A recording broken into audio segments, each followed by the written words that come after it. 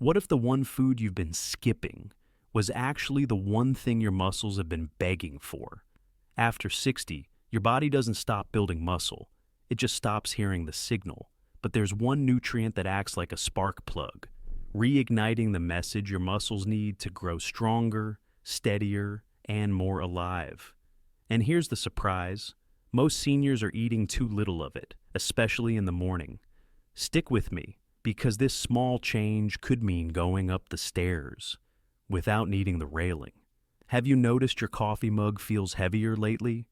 Or maybe you push off the chair with your hands without thinking. It's not just aging, it's your muscles asking for something and getting silence in return. After 60, your muscle cells go partially deaf to protein. But science shows there's a way to turn the volume back up, not with shakes, not with the gym, with a tiny shift in how and when you eat this one nutrient. Let's walk through what's happening inside your body and why it's not too late to get your strength back. 1. The big misconception. Seniors need less protein. Most people think muscle loss after 60 is inevitable. But what if I told you? Part of the problem isn't just what you eat, it's what you've been told to avoid. For decades, many seniors were advised to cut back on protein. It was supposed to help their kidneys, to go easy on digestion, to lighten the load. But here's what the research actually shows. After 60, your need for protein doesn't go down, it goes up. Why? Because your muscle cells stop listening. They go partially deaf to protein signals, like a hearing aid turned down too low. Your body just can't catch the message anymore. This has a name, anabolic resistance, and it's one of the top drivers of age-related muscle loss. A major 2021 meta-analysis in JAMA looked at over 40 clinical trials in older adults, and they found one striking pattern. Seniors who ate 25 to 30 grams of protein per meal preserved more muscle, had better balance, and recovered faster after illness or surgery. Now compare that to the average senior breakfast. Toast, maybe a banana, maybe some tea. That's like trying to build a house. Without sending the construction crew the blueprint, there's no signal, no spark. Let me tell you about Mr. Caldwell, 76. He'd been eating light for years. Oatmeal in the morning, soup at lunch. His doctor had praised his cholesterol, but he felt weaker by the month. Then a physical therapist suggested one simple change: 30 grams of protein with each meal, eggs and cheese in the morning, chicken and lentils at lunch, salmon and greens at dinner. 6 weeks later, his grip strength was up. His balance improved, and for the first time in 2 years, he stood up from a low couch without help. Have you ever been told to cut back on meat or eggs after 60? You're not alone, but now you know, the science has changed. 2. The silent muscle. Fade after 60. Here's the tricky part about muscle loss after 60. It doesn't knock on the door, it whispers.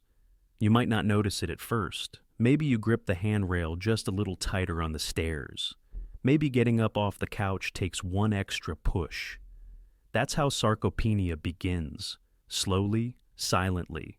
And by the time most seniors recognize it, they've already lost 8 to 10% of muscle mass, sometimes more. But why does this happen? Let's look inside your cells. When you eat protein, your body releases a signal called mTOR. Think of mTOR like a construction foreman. It's the one who tells your muscle-building crew, time to get to work. But after 60, mTOR becomes sluggish. The foreman gets distracted. Even if you eat the right foods, your muscles don't get the message to rebuild. One study published in the British Journal of Nutrition in 2015 looked at this exact process in seniors, and they found that without enough of a specific nutrient, leucine, the muscle-building switch simply doesn't turn on. That's why seniors who eat the same amount of protein as younger adults still lose muscle, because the signal is weaker, and the body needs a louder cue. Let me tell you about Linda, 68. She always ate healthy, cereal in the morning, soup for lunch. But over time, her legs felt heavy. She couldn't walk from the parking lot without taking a break. Then during a checkup, her doctor noticed her thigh muscles had shrunk. It wasn't just aging, it was sarcopenia. So she changed one thing. She started adding real protein with leucine at every meal. Greek yogurt and eggs for breakfast, tuna salad for lunch, lean beef or beans for dinner. After 3 weeks, she noticed something small. She stood up from a chair and didn't need to push off her knees.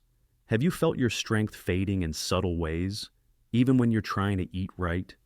You're not imagining it, and it's not too late to flip the switch back on. 3. Leucine. So now you know, after 60, your muscles aren't broken. They're just not getting the signal to grow. And that's where leucine comes in. Leucine is an essential amino acid, meaning your body can't make it on its own. You have to get it from food. But it's not just any amino acid. Think of leucine like the spark plug in an old car engine. You can fill the tank, oil the parts. But without that spark, the engine won't turn over.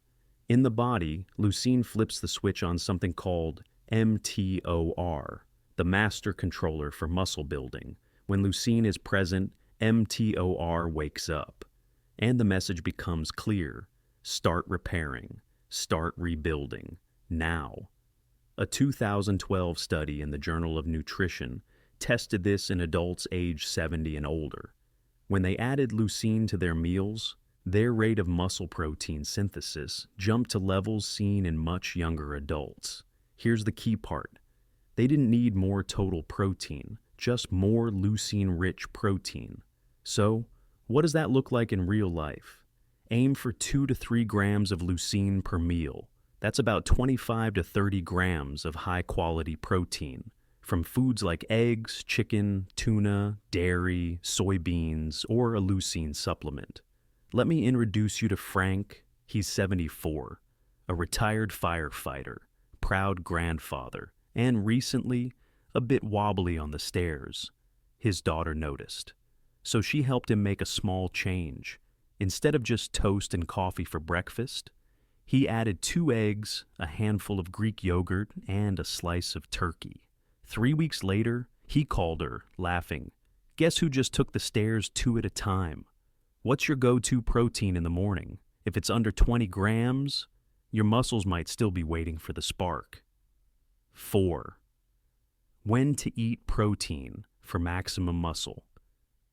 Gains, you've learned that leucine is the spark. But now, let's talk about timing, because even the best fuel won't help if you pour it all in at once. Here's what most people do.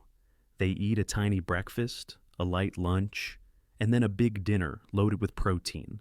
But research shows your body doesn't store protein for later. It needs steady signals throughout the day to keep your muscles in a building mode. A 2016 study in Frontiers in Physiology tested this idea in aged mice. Those that got evenly spaced protein, breakfast, lunch, and dinner, showed stronger muscle repair signals than those who got most of their protein in just one meal. Here's why. Every meal is a chance to activate mTOR, that construction foreman we talked about earlier. If you only give it one call at 6 p.m., you've lost 2/3 of the day. Now, imagine calling the crew 3 times a day. At breakfast, they start laying foundation. At lunch, they build the frame. At dinner, they polish and finish. So, what does that look like on your plate? Morning. 2 scrambled eggs plus Greek yogurt. Approximately 25 grams of protein. Lunch, chicken salad plus beans. Approximately 30 grams. Dinner, grilled salmon plus sautéed spinach. Approximately 30 grams. That's not extreme. That's nourishment on a schedule your body understands. Let's check in on Denise, 70. She was doing everything right, walking daily, eating healthy, but still losing muscle. The fix? She simply added 20 grams of protein to her breakfast and lunch. Within 4 weeks, she said her arms felt firmer, and her legs didn't tire as fast during walks. No supplements, no gym, just rhythm. Could you try spreading your protein more evenly this week? Start with one meal, maybe breakfast. You might be surprised how different your body feels by lunchtime. 5. The oxidative rust, slowing you down. By now, you've learned how to build muscle, but there's something else we need to talk about. Something that quietly tears it down. It's called oxidative stress, and it acts like rust inside your body. You see, every time your cells produce energy, they also release unstable molecules called free radicals. In youth, your body clears them easily. But with age, those cleanup crews slow down. And over time, these free radicals damage muscle fibers, slow recovery, and trigger chronic inflammation. This means even when you eat right and move often, if your cells are inflamed or oxidized, it's like trying to build a house during a storm. But there's good news. Certain foods, especially those rich in leucine and antioxidants, can help calm this internal chaos. A 2017 study in Aging Cell found that leucine, when paired with anti-inflammatory meals, reduced levels of muscle-damaging cytokines and improved protein uptake in aging muscle. Think of it like oiling a rusty hinge. Suddenly the joint moves smoothly again, and your strength returns, not in a burst, but in a quiet, stable rhythm. Let me tell you about Rosa, a 72-year-old retired teacher. She wasn't weak, but her legs ached after walking even short distances. Her doctor said it was just arthritis. But a nutritionist suggested this: add wild salmon twice a week, swap the sweet snacks for a bowl of berries with walnuts, and replace her white toast with a boiled egg and sautéed spinach. In just a few weeks, Rosa said something changed, not dramatically, but she could walk farther before the aching started. She said, "It's like my joints are quieter. My legs feel clean somehow." That's what happens when you clear the rust. Do you eat any antioxidant-rich foods, like berries, greens, or fatty fish, during the week? If not, your body may be strong, but still running through the storm. You've made it this far, which tells me something important. You haven't given up on your strength. Even if your legs feel slower, even if your arms have changed shape, you're still listening. And more importantly, your muscles are still listening too. Because aging doesn't mute your potential, it just quiets the signal, and with the right nutrients, the right rhythm. You can turn the volume back up, meal by meal, step by step, not to chase youth, but to preserve independence, to lift what matters, to keep walking into life on your own terms. What's one small change you could make this week to feed your muscles what they've been missing? Is it one more egg in the morning, a little less toast, and a little more tuna? You don't have to change everything, just change what your muscles hear. If this message resonated with you, leave a comment below. I'm turning the signal back on. Hit that like button.